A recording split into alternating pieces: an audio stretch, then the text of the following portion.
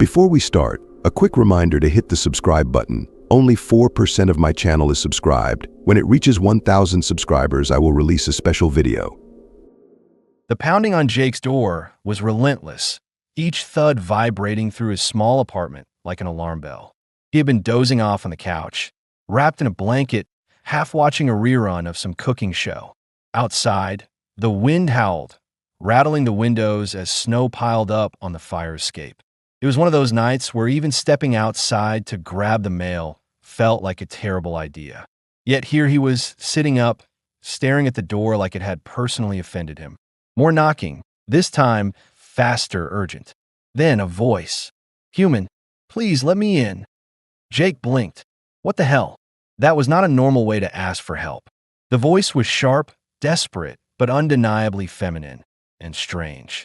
There was an unnatural smoothness to it, almost melodic, but right now it was cracking with urgency.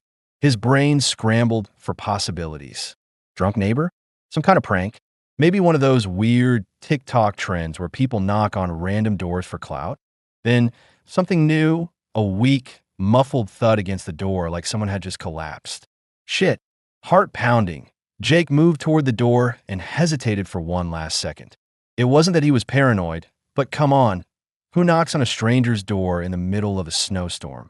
Screaming for help? A home invasion? A setup? His mind raced through the worst-case scenarios. But when he cracked the door open, all rational thought short-circuited. A woman stood there, shivering violently, her arms wrapped around herself in a way that looked more like instinct than comfort. Her skin was deep blue, a shade so rich it almost shimmered under the dim hallway lights. Her eyes, large, glowing gold like molten metal, locked onto his with a desperation that punched straight through his chest. And then there was her tail, long, sleek, curling slightly around her bare legs, twitching with barely restrained tension. For a second, he forgot how to breathe. "Human," she gasped, swaying on her feet. "I am freezing. Let me in. I beg you." Jake stared. 1,000 questions exploded in his head at once, crashing into each other in a pileup of confusion and disbelief. She was alien, like not weird tattoo and contact lenses, alien, but actual, undeniable, straight out of a movie extraterrestrial. Her silver-white hair clung to her face, damp with either melted snow or sweat. She was barefoot, half-drenched, and wrapped in what looked suspiciously like a stolen IKEA shower curtain. And she was dying of cold. "I will reward you," she stammered through chattering teeth. Jake's brain skidded to a stop on that particular word. "Wait, hold up." He tightened his grip on the doorknob, still trying to process the situation. "You hear how that sounds, right?" Her golden eyes narrowed slightly. "Your species always assumes copulation first?" "Typical." Jake choked. I wasn't. But also, she took a slow, shaky breath. "Reasonable." That was it. Jake was officially in over his head. But before he could spiral further, she swayed dangerously, her legs buckling beneath her. Instinct took over. He reached forward, catching her before she hit the floor. Her skin was ice cold, not just a little chilly, freezing like she had been standing outside for hours. Cursing under his breath, he did the only thing that made sense. Okay, fine. Get in before you actually drop dead on my doorstep." She didn't argue. The second he stepped aside, she stumbled inside and collapsed onto the couch, trembling violently. Jake slammed the door shut against the raging wind, sealing out the cold. Then, finally, he let himself freak out just a little. Holy shit. He ran a hand through his hair, staring at her in complete disbelief. "You're actually an alien." "No," she muttered, voice muffled by the blanket she had already started pulling around herself. "I'm a very dedicated cosplayer. Congratulations, human. You have discovered my secret." Jake snorted despite himself. "Great," she had sarcasm that made this whole thing feel even more surreal. He grabbed another blanket and tossed it over her. She barely reacted, just curled deeper into the warmth, her tail wrapping around herself like a second layer of insulation. "What's your name?" he asked, trying to ground himself with small talk. "Lara Vin," she murmured. "Well, Lara Vin, Mind telling me why a freezing alien just showed up in my apartment in the middle of a goddamn blizzard? She exhaled slowly, as if just mustering the energy to answer.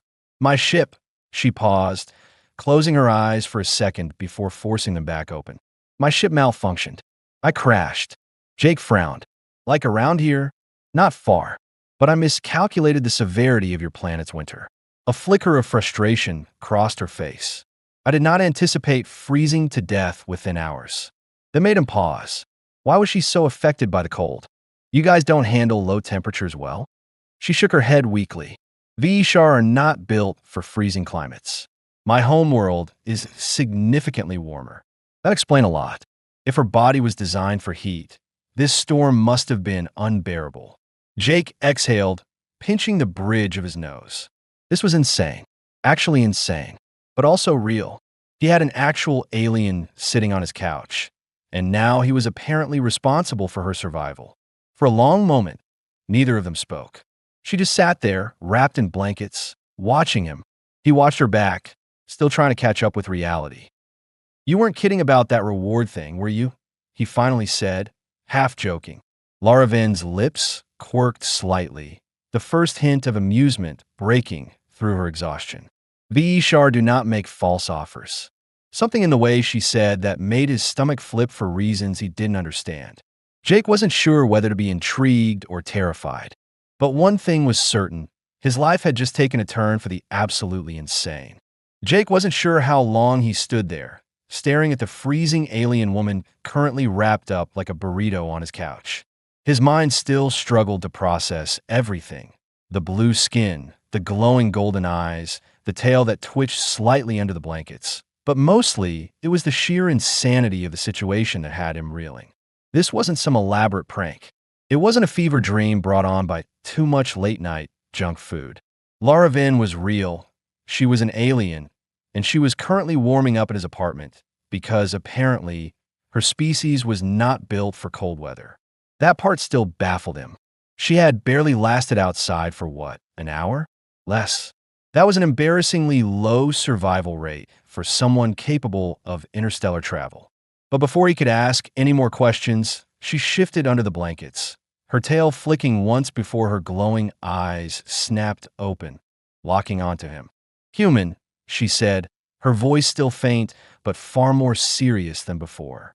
I require your assistance immediately. Jake, who had been mid-step toward the kitchen, froze. Okay. He turned back to face her. With what? Laravin hesitated, as if carefully considering her words.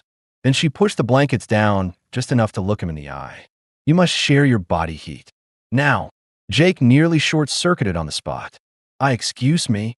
His voice shot up an octave as his brain desperately tried to process what he had just heard. Laravin remained completely serious. My core temperature is still dropping, she explained, her tail twitching slightly beneath the layers of fabric. Your artificial heating is insufficient. I require direct thermal transfer from another living being. Jake stared. Hard. Are you telling me that you actually need to cuddle to survive? If cuddle is your primitive term for life-saving thermal exchange, then yes. Okay, just hold on. He took a deep breath, running through his options. Option 1. Refuse, let her freeze, and probably have an intergalactic incident on his hands. Option 2. Stop being weird about it, and just help the poor woman not die. Yeah, there really wasn't a choice here. All right, he muttered, rubbing the back of his neck. Fine, just keep your tail to yourself, all right? Laravin smirked slightly, but didn't comment as she shifted over, making just enough space for him to sit beside her. Jake hesitated for exactly 3 more seconds, then sat down, pulling the blanket over both of them. The second his body heat touched her skin, Laravin let out a soft, relieved sigh, and Jake had to physically fight the urge to panic. Holy shit, she was cold. Not just a little chilly. Not even, I forgot my jacket in the snow cold. She felt like she had been dipped in liquid nitrogen. Instinct kicked in, overriding any lingering awkwardness. Jake pulled her closer, wrapping an arm around her shoulders, and the difference was immediate. Laravin exhaled sharply, practically melting into his side as if his body heat was the greatest thing she had ever experienced. Then she purred. Jake's brain crashed. Did you just? It is an involuntary response, she muttered, clearly embarrassed. VE-SHAR physiology reacts positively to warmth. Do not overanalyze it. Jake was absolutely going to overanalyze it. But for now, he had bigger problems. Because holy hell, she was soft. Her skin had this almost silk-like texture, and now that she wasn't literally freezing to death, he could feel a faint natural warmth beneath the cold. Her tail, despite his earlier warning, had somehow curled loosely around his leg, not in an intrusive way, just resting there. It was a lot. Jake stared at the ceiling, begging whatever higher power existed to give him strength. They sat like that for a while, the only sound in the room the faint hum of the heater and the snowstorm still raging outside. Slowly, he felt her shivering start to ease. After what felt like an eternity, she let out a slow breath. Better. Jake glanced down at her. She looked significantly less miserable. The faint blue tint to her lips had faded, and her golden eyes weren't as dull as before. Good, he said, still trying not to freak out about how casual this had become. Wouldn't want you turning into an alien popsicle. Laraven's lips quirked slightly. Your sarcasm is noted, human. Jake exhaled through his nose, still hyper-aware of how close she was. So, he said, clearing his throat, desperate for a distraction. You said your ship malfunctioned. What happened? Laraven's expression darkened slightly, her fingers tightening in the fabric of the blanket. I am uncertain. Jake frowned. What do you mean, uncertain? She hesitated, as if choosing her words carefully. The systems failed without warning. No damage, no external interference. One moment, everything was operational, the nothing. Jake narrowed his eyes. That sounded suspicious as hell. You think it was a malfunction, or? She didn't answer immediately. Finally, she said, I do not believe it was an accident. A chill ran down Jake's spine that had nothing to do with the cold. That was not a comforting statement. And suddenly, the question that had been lingering in the back of his mind demanded attention. Laraven, he said slowly, are you running from something? Her golden eyes flicked up to meet his, and for the first time since she had arrived, there was something there besides exhaustion. A flicker of something guarded. I do not know yet, she admitted. Jake didn't like that answer. Not one bit. Because if she was right, if her ship hadn't just malfunctioned, but had been sabotaged, then whoever had done it might not be far behind. Jake didn't like the look in Laraven's eyes. It wasn't fear exactly, more like suspicion, cautious, calculating, like someone used to assessing threats, deciding when to fight and when to flee. That realization did not make him feel better. If she was running from something, then that meant something could be coming for her. And considering she wasn't just some random lost tourist, but an actual extraterrestrial with advanced technology, the list of possible threats was not comforting. You don't know if you're being chased, Jake said slowly, trying to keep his voice steady as he pieced it together. But you think your ship didn't just fail on its own.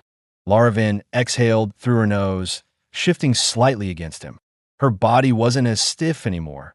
She was warming up, the trembling almost completely gone. But that didn't mean she was relaxed. I cannot confirm anything yet, she admitted. But VE-SHAR ships do not simply stop functioning.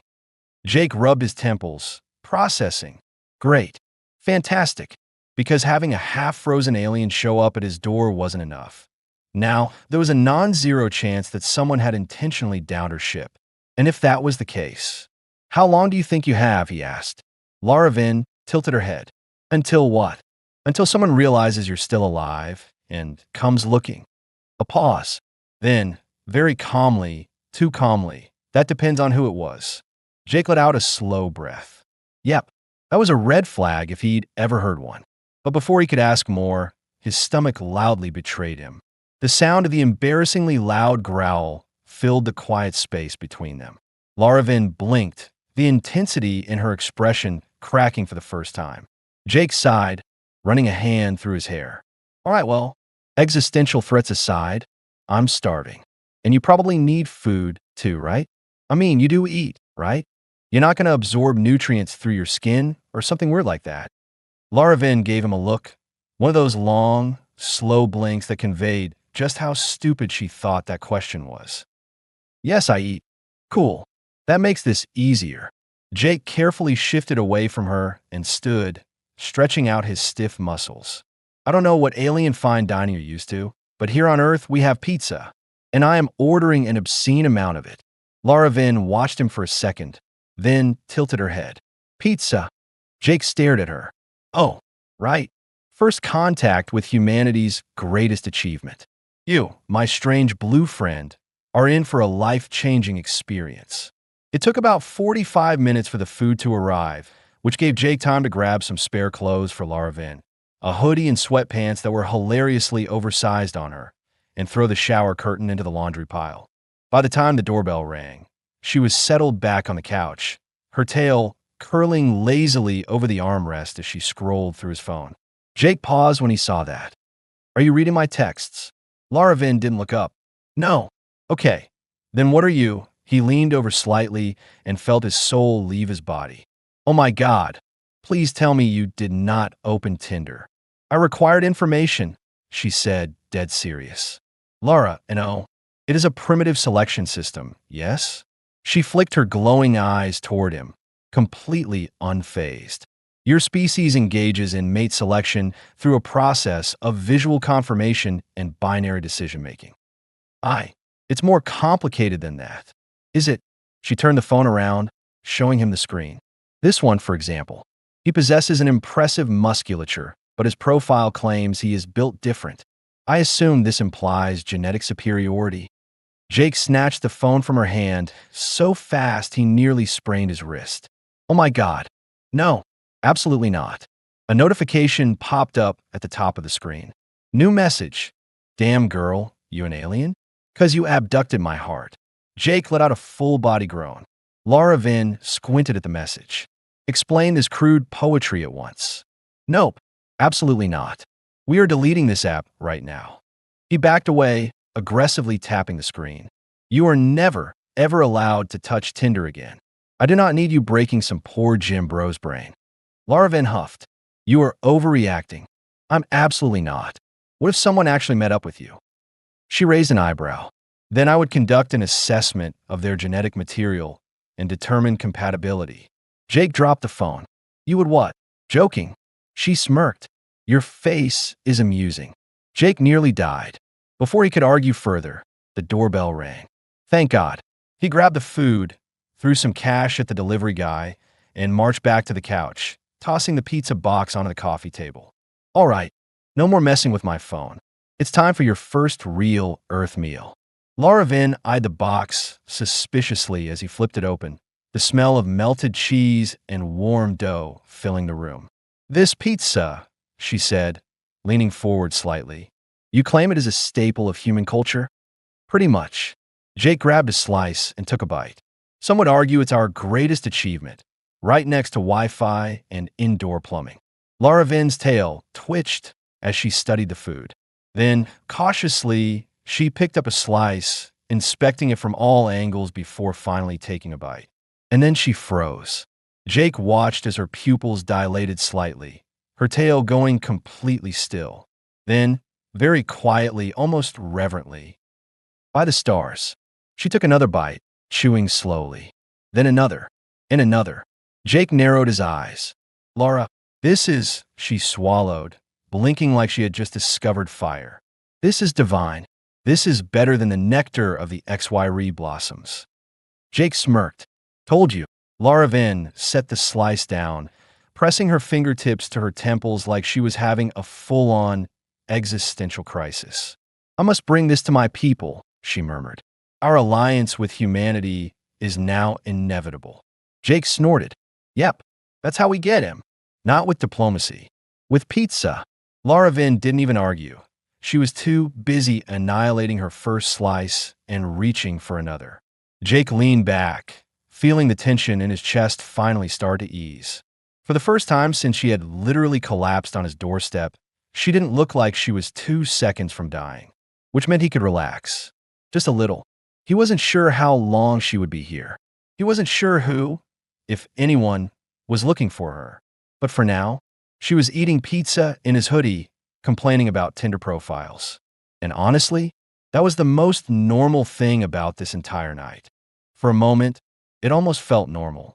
Jake sat back, watching as Laravin systematically demolished slice after slice of pizza with the same focused intensity of someone experiencing religion for the first time.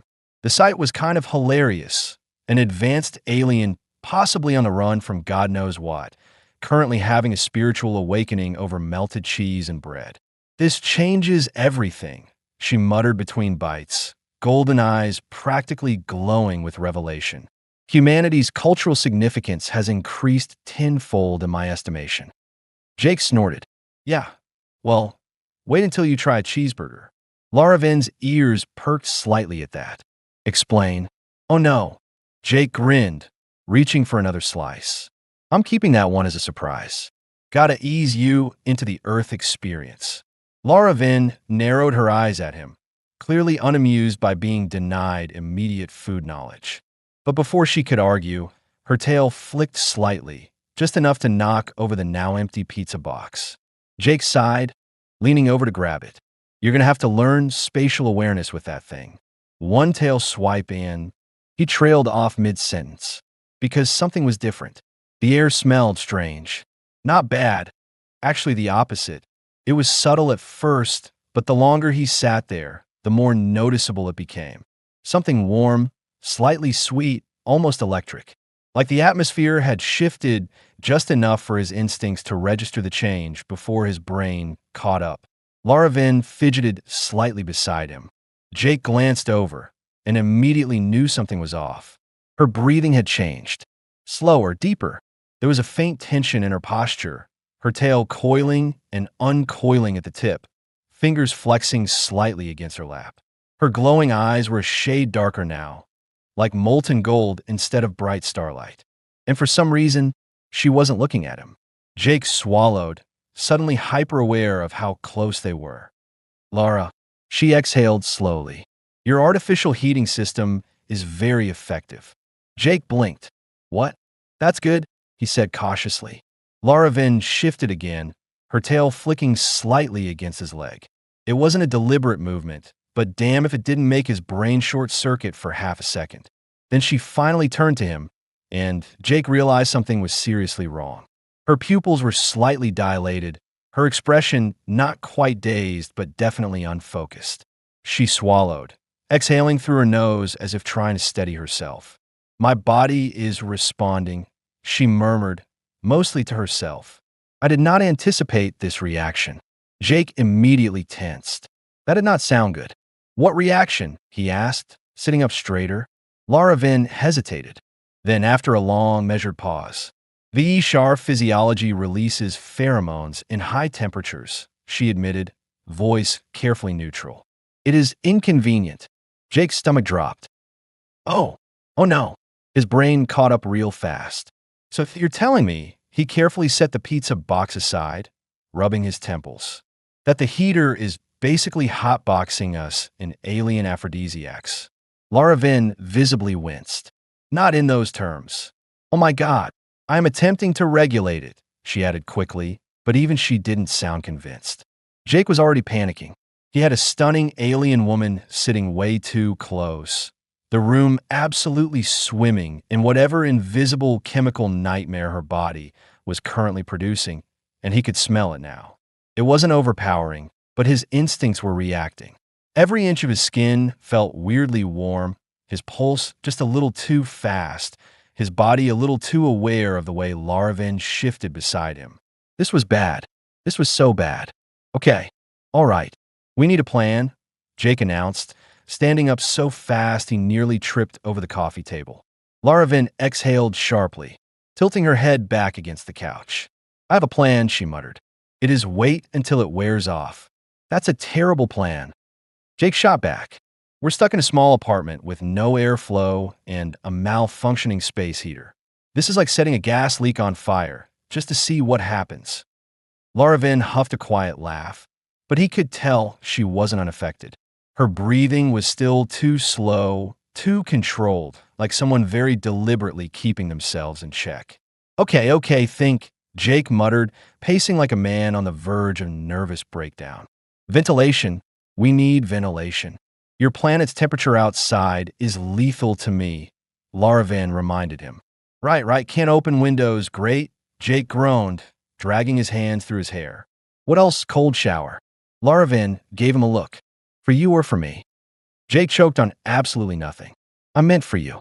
She smirked slightly, but didn't argue. A shower, right? That was the best option. Jake practically bolted for the bathroom, turning on the water and adjusting the knob until it was a temperature that would hopefully help Laravan cool down without sending her into thermal shock. By the time he returned, she had stood up, but just barely. She was clearly struggling. Her tail flicked restlessly, her fingers tightening and loosening against her sides, jaw tense like she was fighting some internal battle. Jake held out a hand. All right, let's go before you start setting off some kind of intergalactic mating signal or whatever. Laravan sighed, but took his hand. Her skin was burning now. Not dangerously so, but compared to how icy cold she had been earlier, yeah, this was a problem. Carefully, he guided her toward the bathroom, muttering to himself the whole way. I swear to God, if this ends up being some weird alien mating thing, I'm changing my name and moving to a cabin in the mountains. Laravan groaned. Enough, human. I am not going to attack you. Jake shot her a look. I'm not worried about you attacking me. I'm worried about my brain making very bad decisions under alien chemical influence. Laravan smirked slightly. Would you? No comment. She laughed. And despite the whole absolute disaster of a situation, Jake couldn't help but think that this was the first time he had really heard her laugh. Not sarcasm, not amusement at his suffering, just laughter. And God help him, he actually liked the sound of it. That was dangerous, but he'd deal with that later. For now, he had one mission: get the overheating alien into the shower before the situation spiraled even further out of control. He just hoped this would actually work.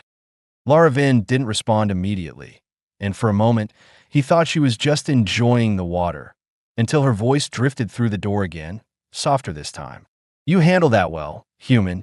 Jake blinked. Thanks. You resisted the effects. He snorted, rubbing the back of his neck. Didn't feel like it. You did. A pause. Then, almost teasing, mostly. Jake closed his eyes and exhaled through his nose. I'm going to pretend I didn't hear that. A quiet laugh came from the other side of the door, and damn it, he really liked that sound. By the time Laravan emerged from the bathroom, steam curling out behind her, she looked noticeably better. The fevered glow in her skin had faded, her breathing was normal again, and she no longer looked like she was one wrong move away from launching herself at him. So that was a win. She was also still wearing his oversized hoodie, which hung off her frame in a way that should not have been as distracting as it was. Jake quickly busied himself cleaning up the living room, desperately trying not to think about anything. Laravan sat back down on the couch, stretching out like a very smug space cat. I owe you, she said after a moment. Jake, who had just managed to reassemble his dignity, paused mid-step. Oh, me, for assisting me. Again, she tilted her head. That is twice now. Jake shrugged. Yeah, I like to think I was just helping a stranded alien not freeze or overheat to death. Laravan narrowed her eyes slightly, studying him. Then, very deliberately, Vishar do not take life debts lightly. Jake frowned. Life debt? Is that a thing? It is, she confirmed, her tail flicking slightly. To be saved once is chance. Twice is obligation. Jake did not like the sound of that. Okay, but what does that actually mean? Laravan leaned forward slightly. It means I must ensure your survival, as you ensured mine. Jake blinked. Slowly. Are you telling me I have an alien bodyguard now? If necessary. Jake let out a strangled laugh, running a hand down his face. Oh my God, this just keeps getting weirder. Laravan smirked. You should be honored. Jake flopped onto the couch, staring at the ceiling. Yep, totally honored. Definitely not questioning my entire life right now. Laravan chuckled softly, then reached for the bottle of water he had left on the coffee table. She took a sip, completely unaware of the way Jake froze the second she did. Because she didn't just take a sip. She drank from his bottle. Jake didn't think anything of it at first, until she suddenly stiffened, her glowing eyes snapping to his in an expression that could only be described as horrified realization. Jake tensed. What? Lara Vin stared at him. Slowly, she looked at the bottle, then back at him. Jake, she said, her voice strangely tight. What have you done? Jake's stomach dropped. What? He repeated, a little more panicked now. Lara Vin set the bottle down very carefully, as if it had just turned into a live grenade. Then she looked him dead in the eye. You drank from my vessel. Jake blinked. He looked at the bottle, then at her, then at the bottle again. Okay. And Lara Vin exhaled slowly, rubbing her temples like she was bracing herself for something. In Vishar culture, she began, voice carefully controlled, sharing a drinking vessel is a sacred custom. Jake didn't like where this was going. Sacred how? Lara Vin closed her eyes for a second, then dead serious. It signifies acceptance of a life-mate bond. Silence. Jake's soul left his body. I'm sorry, it signifies what? Lara Vin sighed, like she was already over this conversation. A life-mate bond is a tradition of my people. Jake made a high-pitched, panicked noise that he had never heard come out of his own mouth before. Are you telling me I just accidentally married you? Lara Vin shrugged. Only in the technical sense. What does that mean? She tilted her head slightly, considering. Then after a long pause, completely deadpan. It means you should prepare yourself, mate. My people will arrive soon. Jake almost fainted. Then Lara Vin smirked. I am joking. Jake collapsed on the floor. I hate you. Lara Vin's quiet laugh echoed through the apartment as Jake curled into a ball, rethinking every decision that had led him to this exact moment. This was his life now, and he was never drinking from her bottle again. Jake lay face down on the floor, groaning into the carpet like a man who had just been told his credit card debt was now legally binding for eternity. Lara Vin, the blue-skinned menace currently ruining his life, sat comfortably on his couch, amused as all hell. He was never drinking from her bottle again. Slowly, he lifted his head, glaring at her from where he lay. Just so we're clear, he said, voice muffled against the carpet. There is zero chance I am actually married to you, right? Lara Vin made a thoughtful noise, tilting her head. Legally? No. Jake sighed in relief. Culturally, however, stop talking. Lara Vin smirked, stretching her legs out with obnoxious ease, her tail flicking lazily over the armrest. You are very entertaining when you panic. Jake sat up, raking a hand down his face. I don't know what's worse, the fact that I just got accidentally engaged to an alien, or the fact that you're enjoying this. Lara Vin arched an eyebrow, clearly unbothered. You are unharmed. My amusement is justified. Jake stared at her. I'm emotionally scarred, Lara. Your species recovers quickly. Jake let out a long, exhausted groan. Oh my God. For a moment, neither of them spoke. The apartment was eerily quiet, the snowstorm outside finally dying down, leaving only a soft hum from the heater. And just like that, the weight of everything settled back in. Lara Vin's ship had gone down under suspicious circumstances. Someone, or something, could be looking for her. And even though she was no longer freezing or suffering from involuntary alien aphrodisiac mode, she was still stranded on Earth, with no clear way to get home. Jake glanced at her. She looked fine now, almost relaxed. But that unreadable expression had returned, the one that told him she was thinking about something she wasn't saying. So what happens now, he asked. Lara Vin didn't answer immediately. She looked down at her hands, fingers flexing slightly, like she was weighing her options. Then, finally, carefully, I need to retrieve my ship. Jake nodded slowly. Right. And where exactly is it? Lara Vin hesitated, golden eyes flicking to the window. Not far. I crashed beyond the structures of your settlement, into the trees. Jake frowned. The woods. Yes. Her expression darkened slightly. But I was not conscious long enough to assess the damage. If the core was compromised, she trailed off, jaw tightening. Jake narrowed his eyes. That would be bad, wouldn't it? Lara Vin's tail flicked, a telltale sign of unease. Yes, that was enough for Jake. He stood, stretching out the tension in his shoulders. All right, we'll go at first light. Laravin blinked at him. You intend to assist me? Jake gave her an exasperated look. Lara, you crash-landed on Earth in the middle of a blizzard, nearly froze to death, and then almost set off some kind of accidental alien mating signal in my apartment. You think I'm just going to let you wander off alone? Laravin tilted her head, studying him. Then, to his absolute horror, her lips curled into a slow, knowing smirk. You like me? Jake almost died on the spot. No. No, absolutely not. He pointed at her while died. Do not start with me. She grinned. You do. Jake groaned, grabbing a pillow off the couch and dramatically throwing it over his face. I swear to God, I will leave you in the woods. You will not. You don't know that. Laravin just laughed, and that was officially it. Jake was done for the night. With a muttered string of curses, he trudged to his bedroom, grumbling the entire way. Laravin called out behind him, tone obnoxiously smug. Sleep well, mate. Jake slammed his door shut. Morning came way too fast. Jake was not a morning person. Waking up before sunrise just felt like a personal attack. But the second he remembered why he had set an alarm, his sleep-deprived brain jolted in a high alert. Right? Alien spaceship retrieval mission. That was a thing that was happening now. Dragging himself out of bed, he threw on a hoodie and jeans, ran a hand through his hair in a half-hearted attempt to fix it, then stepped into the living room, only to find Laravin already awake and dressed, inspecting one of his kitchen knives with alarming focus. Jake stopped mid-step. Should I be worried? Laravin turned the knife over in her hands, testing the weight. Your species crafts decent blades. Jake blinked. Thanks. Laravin hummed in approval, then set the knife down and pulled on a second hoodie, one of his. It hung off her frame in a way that was both hilarious and kind of unfairly attractive. Jake cleared his throat, shoving that thought deep down into the denial box. You ready? He asked instead. Laravin nodded once.